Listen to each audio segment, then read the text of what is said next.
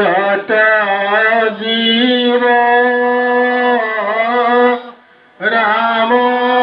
राम राम राम राम मायार गमादे आशय घुम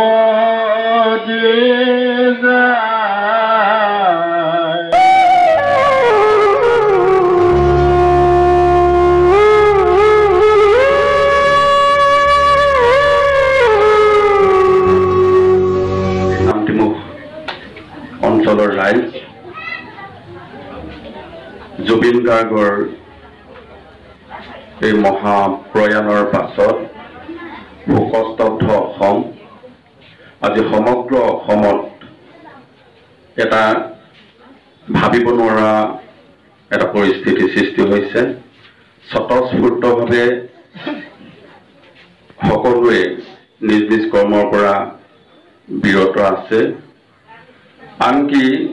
যেটো পৰিবেশ দেখিছো আমাৰ প্ৰাকৃতিকভাৱেও বাকি সকলো এটা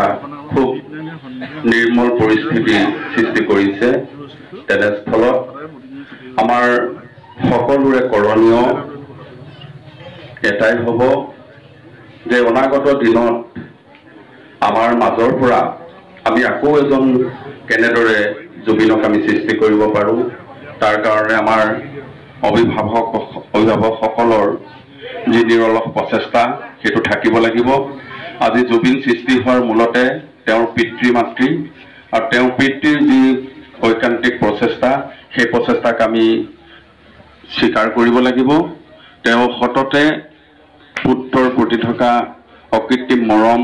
কেনেদৰে জুবিনক সুশিক্ষাৰে শিক্ষিত কৰিব লাগিব বা কেনেদৰে সংস্কৃতিৰ পথাৰখনত তেখেত জুবিনক আগবঢ়াই নিব লাগিব তাৰ কাৰণে তেওঁ কিদৰে চেষ্টা কৰিছিল সেইটো সকলোৱে আপোনালোকে সকলোৱে জ্ঞাত তৎসত্ত্বেও জুবিনৰ এইখিনিত আৰু দুটামান ব্যতিক্ৰমী তেওঁৰ দেশ পৰিলক্ষিত হৈছিল যদিও কিছু কিছু তেওঁৰ কৰ্মৰাজিয়ে আমাক সচকিত কৰিছিল তথাপিতো তেওঁৰ সেইবিলাক গৌণ হৈ পৰে তেওঁ যেতিয়া বিশাল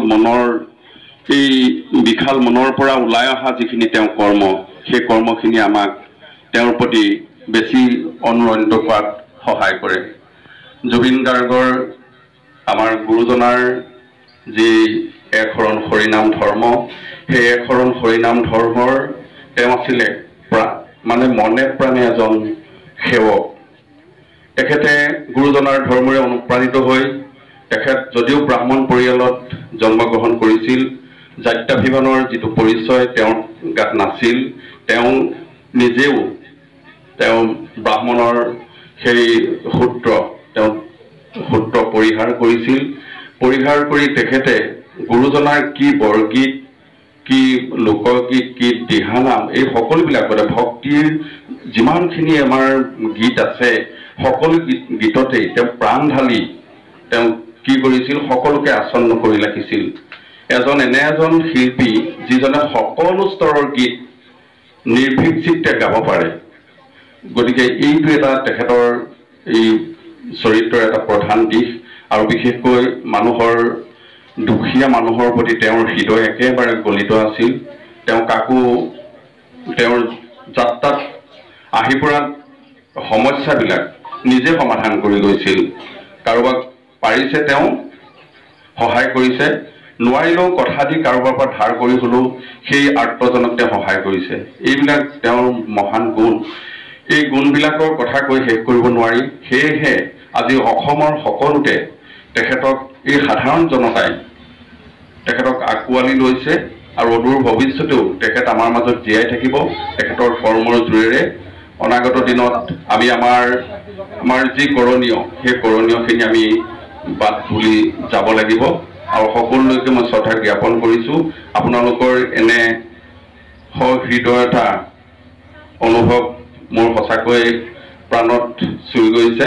মই সকলোলৈকে কৃতজ্ঞতা জ্ঞাপন কৰিছোঁ আৰু এই দুআষাৰি এটা কৰিছোঁ টাউনখন বন্ধ আমি দেখা পালোঁ তাৰ পৰা আমি স্পষ্টকৈ বুজি পাইছোঁ যে আজি হয়তো কোনোবা এজন ৰাজহুৱা ৰাইজৰ দ্বাৰা নিৰ্বাচিত প্ৰতিনিধি ইহলীলা সম্বৰণ কৰাই হ'লেও ইমান বন্ধ নহ'লহেঁতেন। স্বতঃস্ফূৰ্তভাৱে বহু অঞ্চলত আহি আপোনালোকৰ দৰে ৰাইজে আজি তেখেতৰ প্ৰতি যিটো গভীৰ শ্ৰদ্ধাঞ্জলি জ্ঞাপন কৰিছে, এইটো খুব কম ব্যক্তিৰ ক্ষেত্ৰতে দেখা পোৱা যায়। কাৰণ জীৱিত কালতেই এটা উপাধি তেওঁ লাভ কৰিলে যুৱ প্ৰজন্মৰ সাৰ্থক জুবিন গাৰ্গ।